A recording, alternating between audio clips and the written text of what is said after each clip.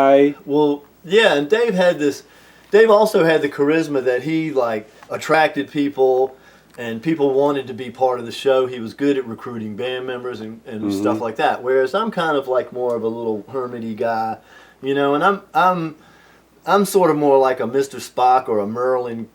I'm not really a King Arthur and Captain Kirk kind of guy. Yeah, you're not going to lead the charge. You're going to back them up. Yeah, but but there were a lot of other people too, like Chuck Varga, who was the Sexecutioner, because he brought a lot of the funny flavor to the group. Okay.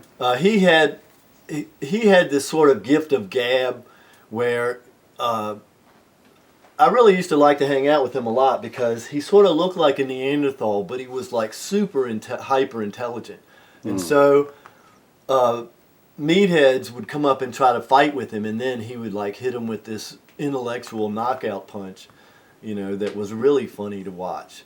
And I really liked hanging out with him, and a lot of the really funny nuances about Gwar came from him. And like for instance, when he sang the Sexecutioner song, he made this incredible, and he was a really good artist too as well. He made this incredible dummy. It was like super cartoony. It was this big fat guy, but it was really amazing the way that it worked, because it was totally anatomically correct. All the parts were there, and he could sing his song. He could like hoist it up, and he could sing his song, the Sexecutioner song, and like dissect it as he was singing, and the head would come off, and then you could pull the brain out from the head, and the spinal cord would be dangling from the brain. Oh man, it was really cool. But at the same time, what would happen is he and Dave would clash, because Dave would be like, oh, I'm the lead singer, I should be doing that. So what would always end up happening is Chuck would make some cool prop for him to do as Sexecutioner, but then by the end of the show, Dave would have pushed him back, and he would be doing it, And so he and Dave kind of clashed over that sort of stuff too. But one thing I loved about Chuck is in the early days, when we were first trying to spread the word about Gwar, one of the things I used to like to do, because I'm a comic book geek and science fiction geek and stuff like that, and I like to play weird board games and stuff. As you'll see, there's a huge one set up over there right now. Yeah. But so I like to go to conventions and stuff, and I knew that's a way to get a hold of an audience that would be into what Gwar does and what Gwar is, but might never come to a show, might never set foot inside the kind of venues that Gwar would play at. But I knew that they would really be into what we do. And also, I also wanted to tap into the ability to do comics with Gwar, and I was always trying to get the action figure thing going, and crap like that. And Chuck and I used to love to go to conventions together, because he was a big comic book geek too. And he would dress up as Sexecutioner. I would be TECHNO DESTRUCTO. And we would split off and be running around the convention. And I would be going, where's Gwar? I heard Gwar was going to be at this convention. Do you know where their booth is? And stuff like that. I came from the far side of the galaxy to this convention just to kick their ass, but I can't find them anywhere. Do you know where Gwar is? And I would be walking around doing that. And at the same time, Chuck as Sexecutioner is walking around, and he's going, have you seen this guy with like a big mechanical arm, running around anywhere, and stuff like that. So we would be working the crowd, and then when we felt like we'd covered the whole convention pretty good, then we would find a spot and have like a big impromptu fight, Yeah. And he and I had worked together enough that we could do it anytime, anywhere, and really have a good time with it and entertain the crowd. But then once we started to gather too much of a crowd, where it's blocking up the convention too much, then we would split off and stuff like that. But we used to have a blast doing that, all up at conventions like the Motor City Comic Con in Detroit, and conventions in New York, and Atlanta Fantasy Fair, and later on Dragon Con in Atlanta, and all like that. And even got to go all the way to San Diego Comic-Con a few times, Okay. and all like that. It was fun. I used to love doing that stuff. So talk about the early days of Gwar where you had to try and figure out how to take the show on the road and what materials were going to work when the liquids were spewing and all that. It's true, because in the early days, when I was making like, when it first started out, I was probably building about 90%, 80, 90% of the stuff. And I was sinking my hard-earned prison guard money into building this stuff. And we would destroy everything. You know, the stuff would get wrecked so bad every show. And so we had to develop techniques that where we could actually make it more durable, where we could actually take it on the road. Because believe me, repairing stuff on the road sucks big time. Yeah. And got to reinvent the wheel every day. That's not cool. Yeah, yeah. And it used to drive me crazy. And Don Draculich was the guy who dragged us kicking and screaming into the world of latex rubber, which is a really great material, but you know, it's not a lot of it around Richmond, Virginia. It's not really something that people work with a lot there. So what was the first fabrics you were using? Well, I was doing this sort of paper mache technique, but I was using cloth, like we would take sheet cloth instead of paper. Okay. And wood glue, like carpenter wood glue, that yellow carpenter wood glue. And if you do that, you can make stuff that's pretty strong and will last a little while, you know, but it's still, you know, it has its setbacks. But then once we discovered the rubber and we started working with polyester resin and more advanced materials and stuff, that's when the stuff started to get better. And then especially Don Draculich and Chuck Varga really started to delve into mold making techniques, and they researched stuff. And then when we did the Skullhead Face video, that was one of our long form videos. When we did that movie project, we brought in this guy that was way more experienced at building stuff, so they could learn from him. And so slowly, hand over fist, we learned how to do stuff and got better, you know. But it was a long, hard road, you know, to get there. So the imagination was up here and the reality is down here. You're trying to figure out how to take this thing on the road. Now being on the East Coast where the first show's heading up towards the New York, Boston, Philly areas, DC. One of the guys in the group, Dave Muscle, his actual name is Musel, but everybody always called him Muscle.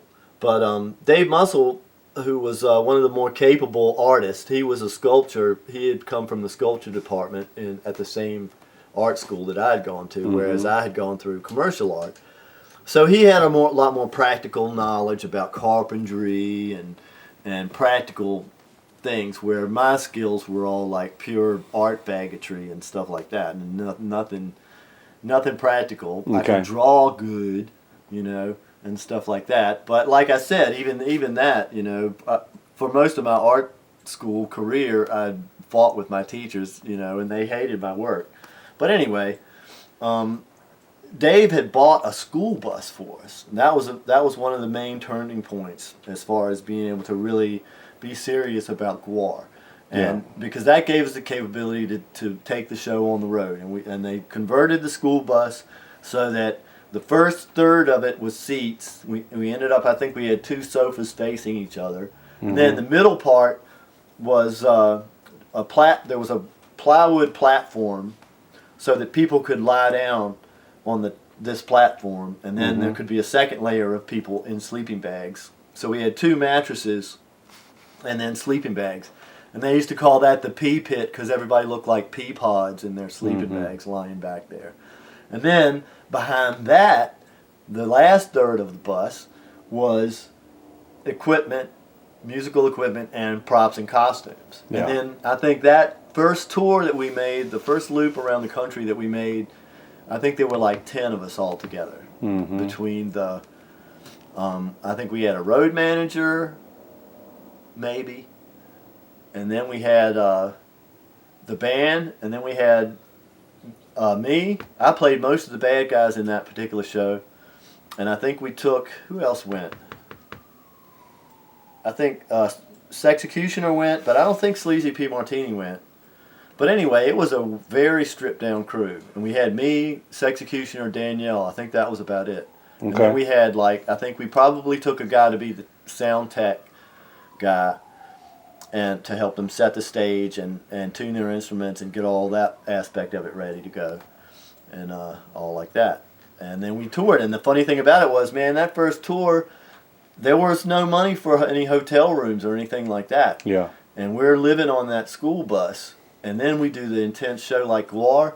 The fun part about it, though, was that people really didn't know how to respond to the spew aspect of it at first. And in a lot of shows, we'd play these clubs, and the crowd would just go and just back up. And there would be this big empty spot at the base of the stage.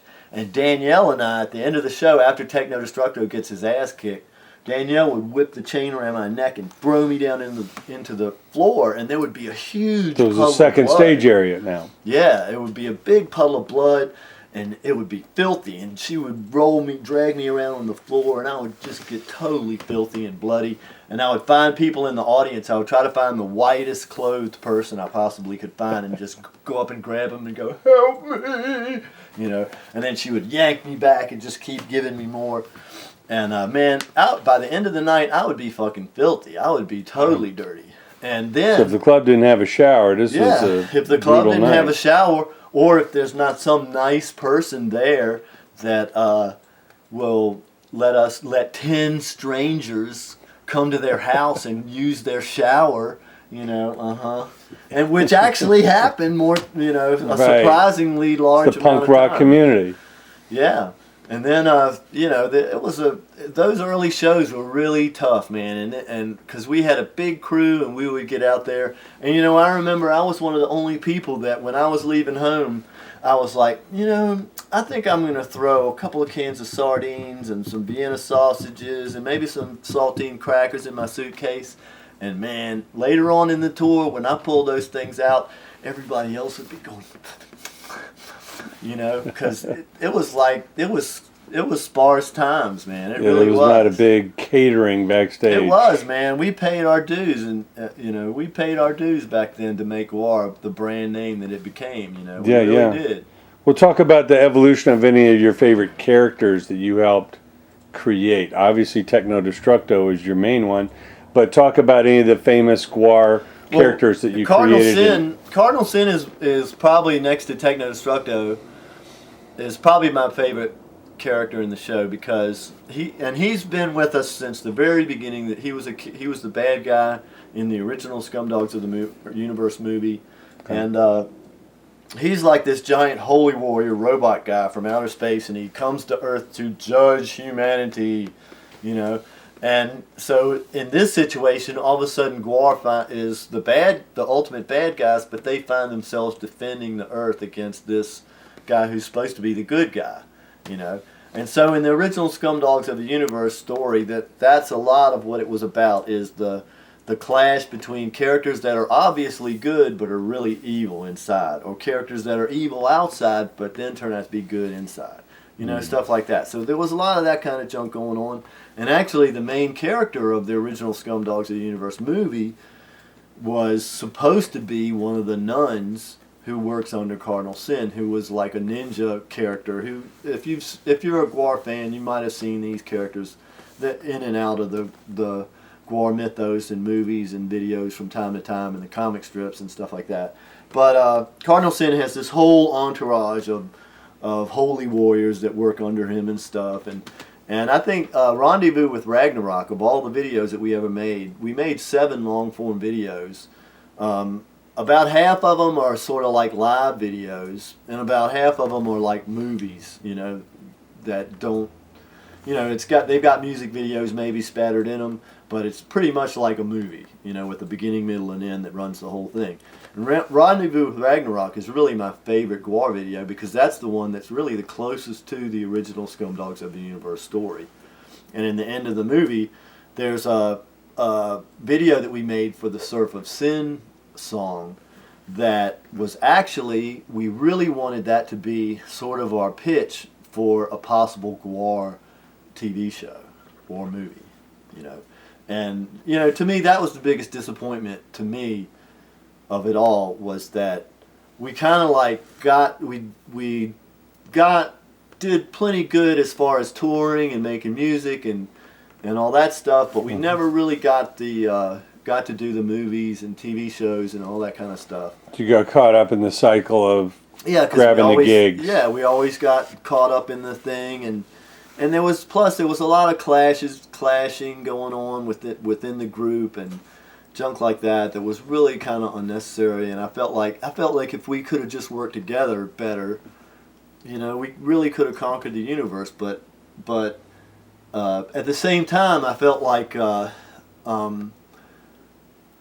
being in Gwar is sort of like being on the world's greatest basketball team, but you never make it to the playoffs because your own teammates are stealing the ball or blocking your shots just as you're about to score.